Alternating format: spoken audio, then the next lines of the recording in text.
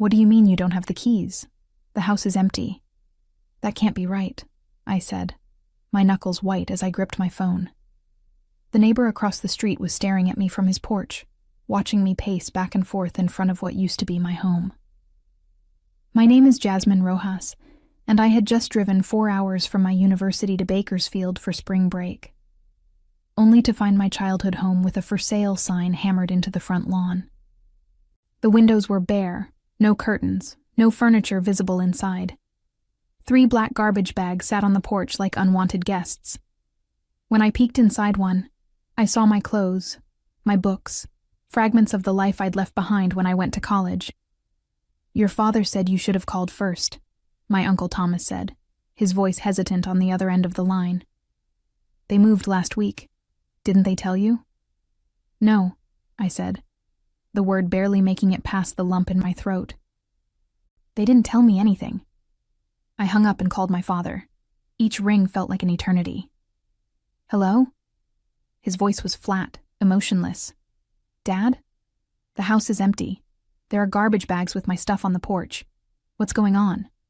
A pause. Then, "We moved. You're an adult now.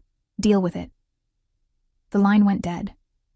I stared at my phone, stunned. I called back, straight to voicemail. I tried my mother's phone. The same. My younger brother's phone. No answer.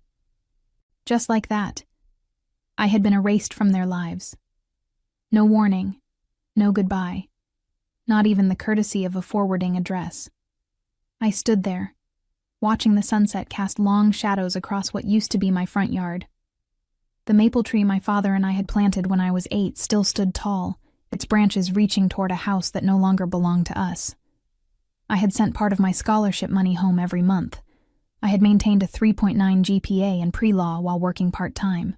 I had been the responsible one, the quiet one, the one who never caused trouble. And this was my reward. I didn't cry. Not then. Instead, I picked up those garbage bags and loaded them into my car. I checked into a motel for the night, laying out my salvaged possessions on the scratchy bedspread. A few textbooks, winter clothes I'd left behind, a broken picture frame with a photo of my family at the beach 3 summers ago. Everyone smiling. Everyone a liar. That night, I made a decision. If they wanted to erase me, I would return the favor. I would cut all ties. And I would build something they could never take away from me. I grew up believing family meant unconditional support. My parents had immigrated from Mexico before I was born, and family first was practically our household religion. My father worked double shifts at the manufacturing plant, and my mother cleaned houses. They reminded us daily of their sacrifices. "We came here with nothing so you could have everything," my father would say over dinner.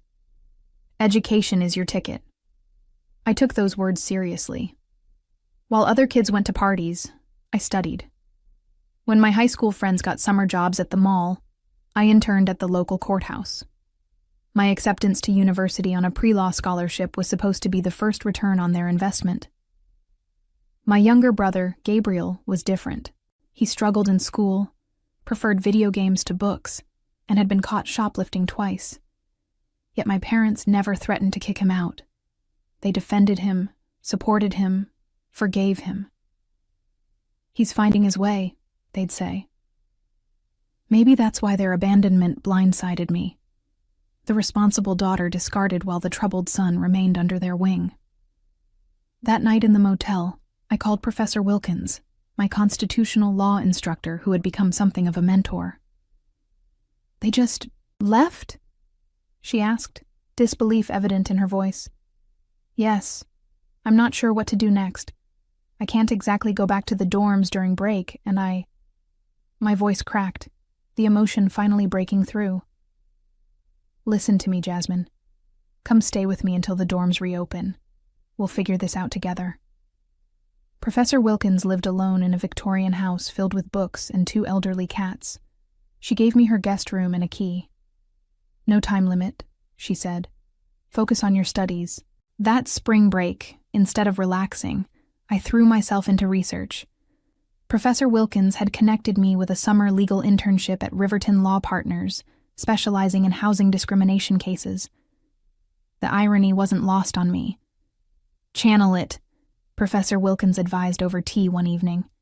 "The best advocacy comes from personal experience."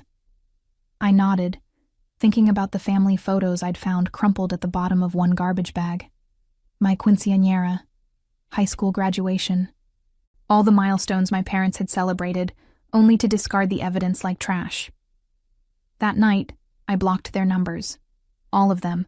My father, mother, brother, even aunts and uncles who might enable their behavior. If anyone asked about my family, I simply said, "We're not in touch." No dramatic story, no plea for sympathy. I was rebuilding from scratch, and sentimentality had no place in the foundation. The summer internship at Riverton Law Partners changed everything. What started as basic research and coffee runs quickly evolved when my supervisor, attorney Eleanor Grayson, discovered my knack for connecting with clients. "You have something rare, Jasmine," she told me after I helped calm a young mother facing eviction. "You actually listen." I was assigned to assist with intake interviews, meeting families being pushed out of affordable housing by developers, elderly tenants facing illegal rent increases, students dealing with predatory landlords. Their stories resonated with me in ways I couldn't articulate. One evening, after a particularly grueling day interviewing 3 families from the same apartment complex who were all served simultaneous eviction notices, I stayed late organizing case notes.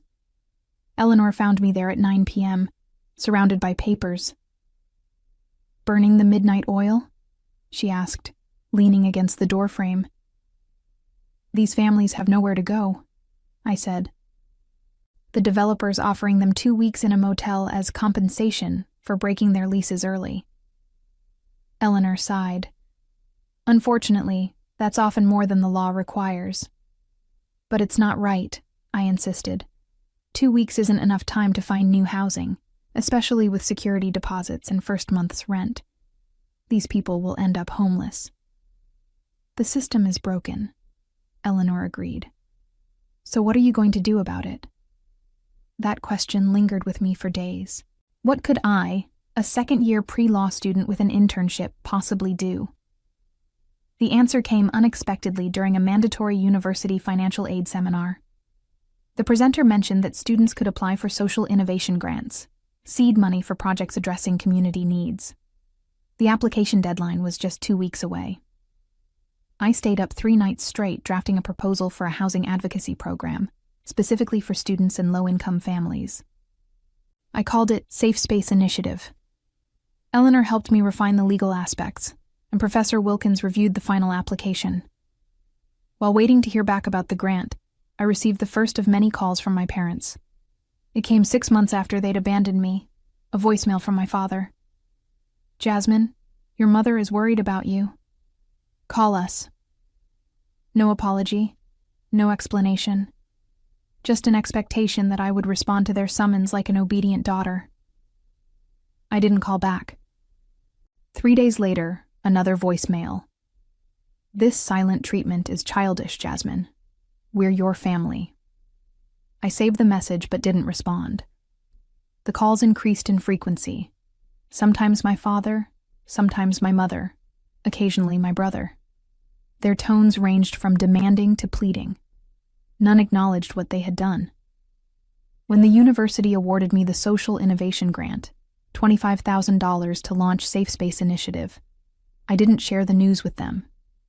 When I was offered a paid position at Riverton to continue my work through the academic year, I celebrated with Professor Wilkins and Eleanor instead. My new family was forming around me, people who supported me not out of obligation, but out of genuine respect and care. By January, the Safe Space Initiative had assisted 23 students fighting wrongful evictions. We operated out of a converted storage room at Riverton Law Partners, with 2 volunteer paralegals and a rotating schedule of law students earning clinical hours. Most days, I rushed from classes to the office, spending evenings reviewing cases and refining our approach. The work was exhausting, but fulfilling. Each family that maintained housing, each student who avoided homelessness, felt like a personal victory. I was building something meaningful from the wreckage of my own displacement. My parents, meanwhile, had increased their campaign to reconnect. The calls came with alarming frequency, sometimes multiple times per day.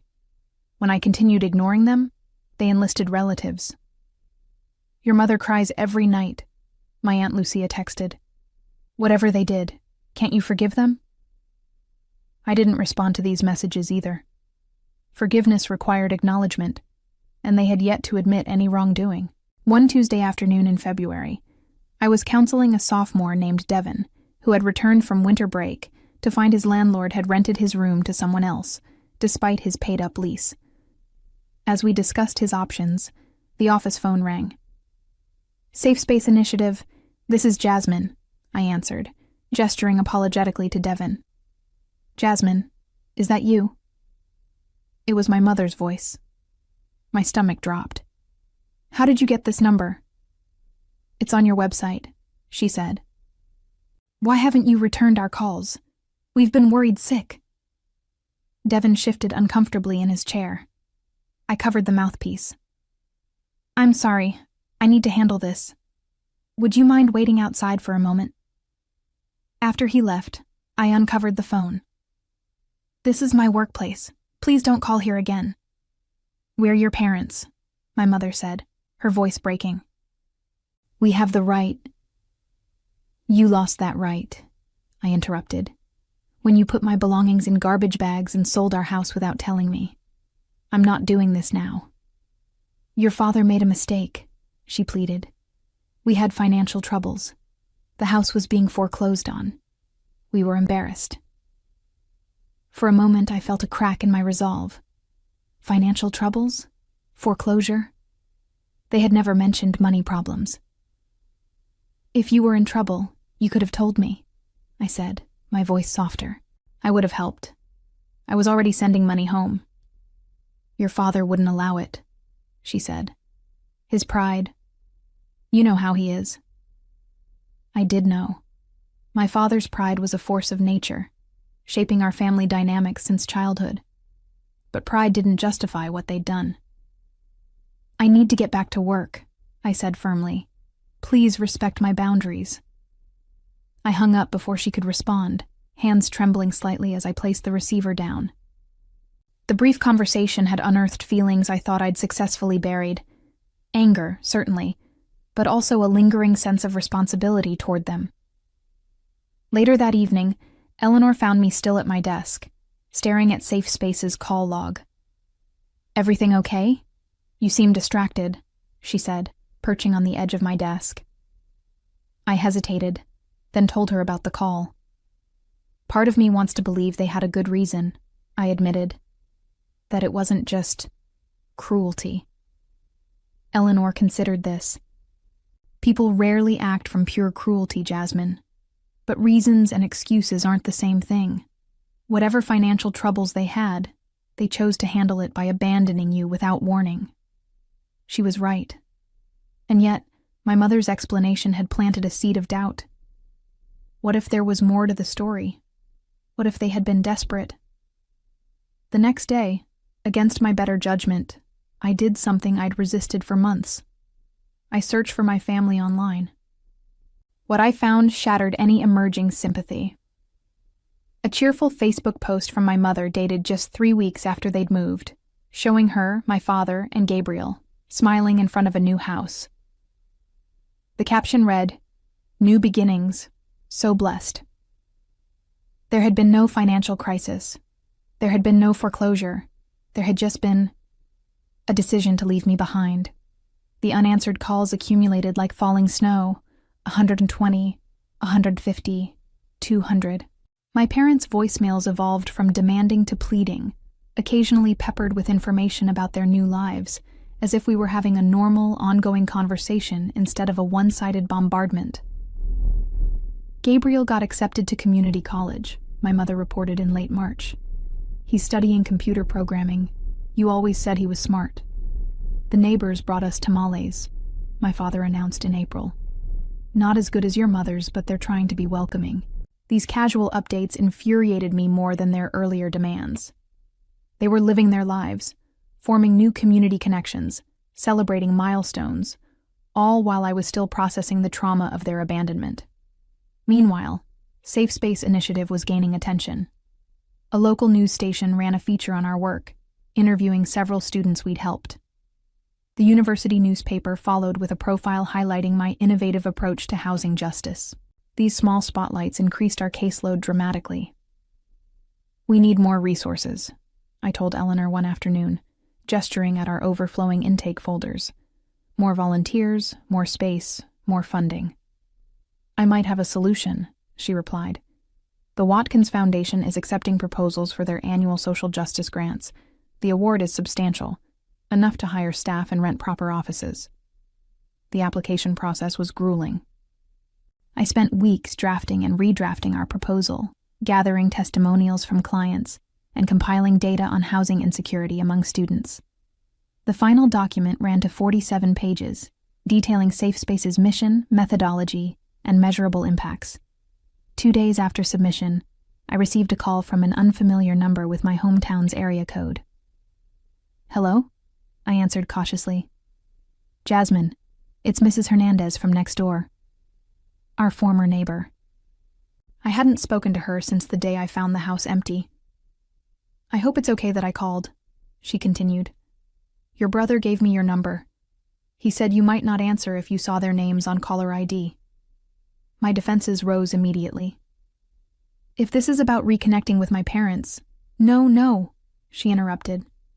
"Well, not directly. It's about the house. Your old house. Someone broke in last night. The police think they were looking for valuables, but of course the place is empty. Your father asked me to check if perhaps you had come back for something. He didn't want to report a break-in if it was just you." I nearly laughed at the absurdity. "I haven't been back since that day, Mrs. Hernandez. Besides, I don't have keys anymore." "That's what I told him," she sighed. "But there's something else. The intruder left something behind. An envelope with your name on it. The police gave it to me since I'm watching the property." My heart skipped. "What does it say?" "I haven't opened it," she said. "It's addressed to you. But it looks official. There's a law firm's name on it." "Official mail at my old address? No one should be sending me legal documents there. I'd updated my address months ago." "Can you open it?" I asked. "Just tell me what it says." I heard paper tearing, then silence. "Mrs. Hernandez? It's about your grandmother's estate," she said finally. "Your maternal grandmother. In Mexico?" My grandmother had died when I was 13. I barely remembered her. "What about her estate?" "It says you've inherited property in Oaxaca," Mrs. Hernandez read slowly. "And there's a bank statement. Jasmine, it shows a balance of over $400,000. My mind reeled. That can't be right. My grandmother lived simply. She didn't have that kind of money. The letter says the property was developed after her death. Resort condominiums. Your portion is the proceeds from the sale of 2 units. I grabbed a pen, scribbling as Mrs. Hernandez dictated the law firm's contact information. My hand shook as I processed the implications. Does it say when this inheritance became available? Mrs. Hernandez paused, papers shuffling. Yes, it was finalized last March. Last March, 1 month before my parents abandoned me.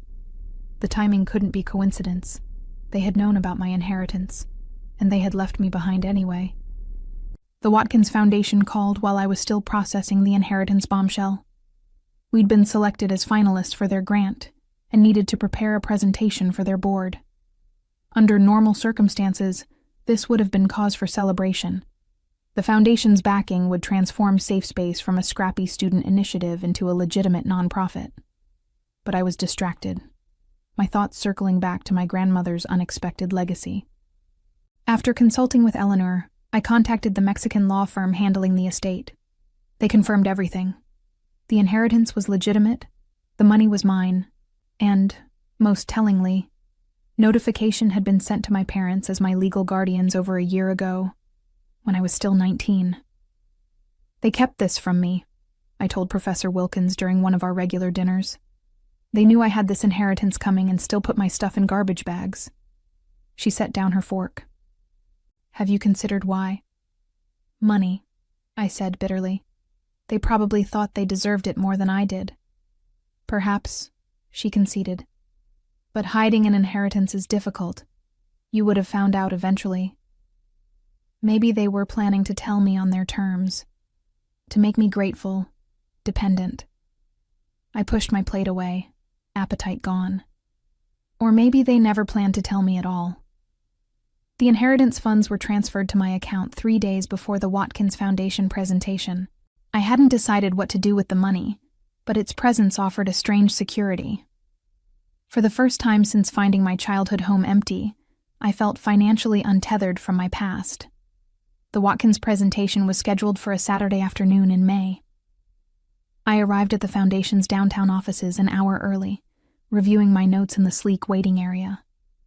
Our proposal requested $300,000 over 3 years to expand Safe Spaces services beyond the university to the broader community. Eleanor arrived 20 minutes before the scheduled time, impeccable in a charcoal suit. Ready? She asked, sitting beside me.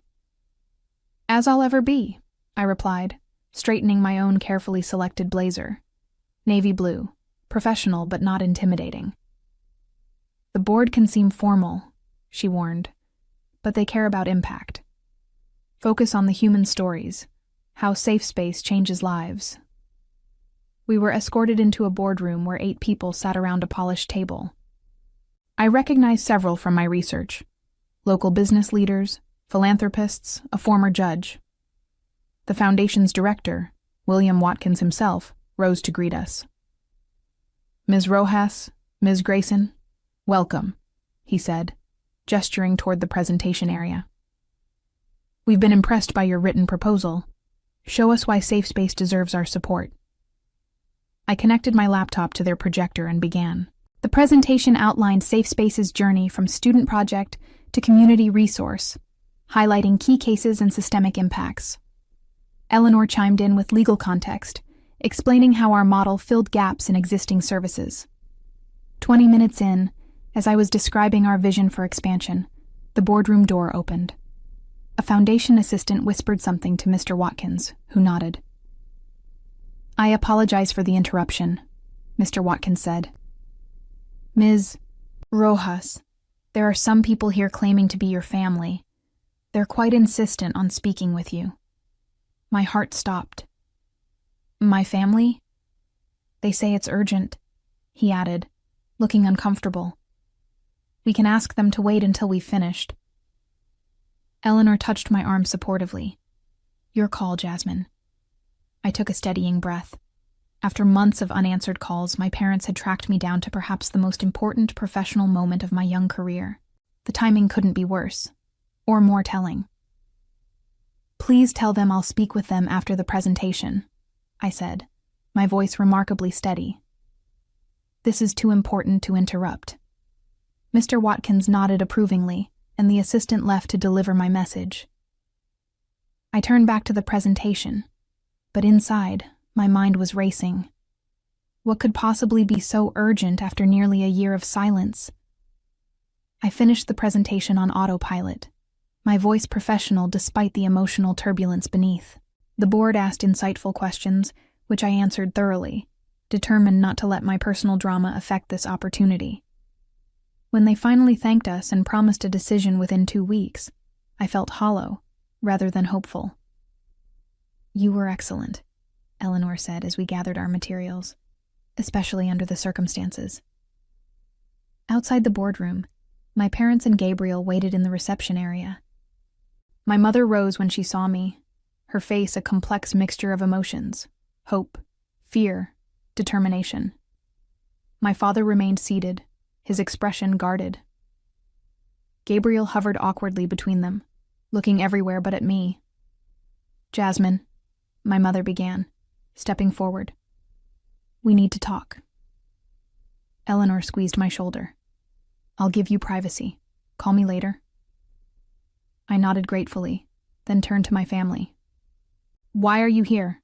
How did you even find me? We saw the newspaper article about your housing program, my mother explained. It mentioned the Watkins presentation today. We've been trying to reach you for months. I'm aware, I said coolly. 247 calls is hard to miss. My father finally stood. This has gone on long enough, Jasmine. You're being childish.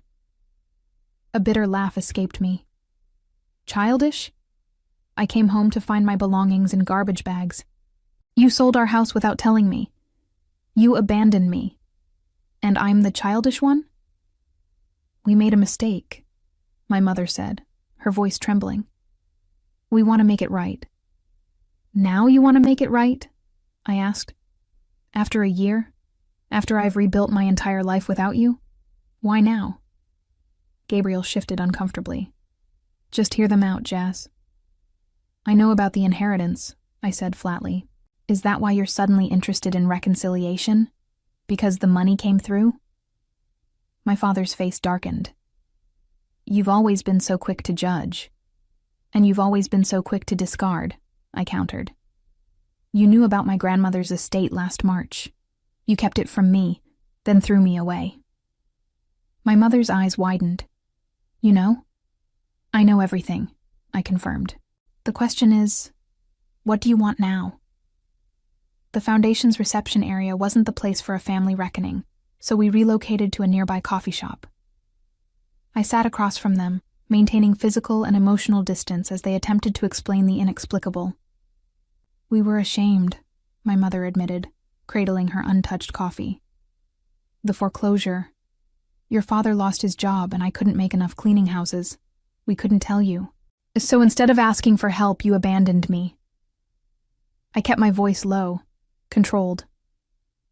We found out about your grandmother's money right after you left for spring semester, my father explained. The lawyers said you'd inherit when you turned 21.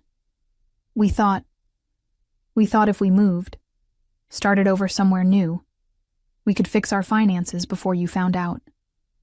By selling the house and leaving me with nothing, we panicked, my mother said. Your father thought you would be better off without our problems. You had your scholarship, your university friends. And now? I pressed. Why the sudden change of heart? They exchanged glances. Gabriel spoke up. They made a terrible mistake, Jazz. They know that now. The safe space thing, my father added gruffly. In the newspaper, we saw what you've accomplished, and we realized we'd lost something precious. Your successful daughter, I translated bitterly. No, my mother insisted. Our family, our connection. I studied them. These people who had shaped my early life and then shattered it. My mother looked older, gray strands prominent in her dark hair. My father seemed diminished somehow. His shoulders slumped beneath his worn jacket. Gabriel had grown an inch, his boyish features maturing. I've built a new life, I said finally. New connections. People who value me regardless of my accomplishments. We're still your family, my father insisted. I met his gaze steadily. Family doesn't put your belongings in garbage bags. Rising from the table, I placed enough cash to cover all our drinks and prepared to leave. I don't need closure. I've moved forward. But if you truly want to make amends, start by respecting my boundaries. As I walked away, I felt something unexpected. Not satisfaction or vindication, but a quiet strength. I had faced my abandoners on my own terms and walked away whole. The next morning, the Watkins Foundation called. Safe Space Initiative had been awarded the full grant amount, with an additional $50,000 for operational expenses.